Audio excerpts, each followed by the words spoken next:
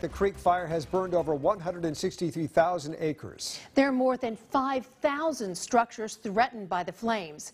CBS 47's Medeiros Babb begins our team coverage tonight. She's live at the command center at Sierra High School in Toll House. Medeiros.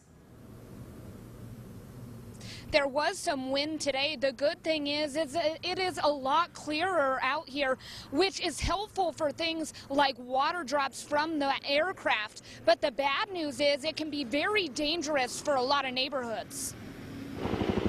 The wind is pushing the smoke up and out of the way, but that also can increase fire behavior when the wind hits the fire. Downed power lines and hot spots flaring up on the side of 168 as around 1,000 firefighters stand their ground against the fast-moving flames. It's just devastating. Al Gonzalez has a place up near Shaver Lake. You know, everybody's just hurting right now. It's just very overwhelming. This Fresno fire crew, along with 80 other firefighters, protecting Littlefield Road, where a lot of homes are threatened.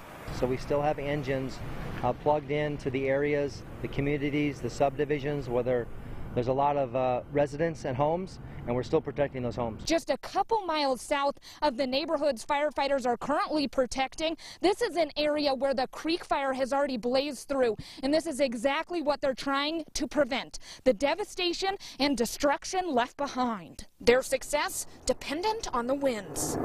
It's still a very dynamic environment, and there is still a lot of hot spots around.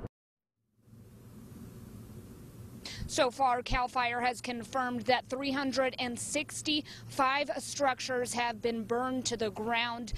They also told me that near Cressman's Road, a lot of homes have been destroyed as well. For now, reporting live, Medeiros Babb, CBS 47 Eyewitness News.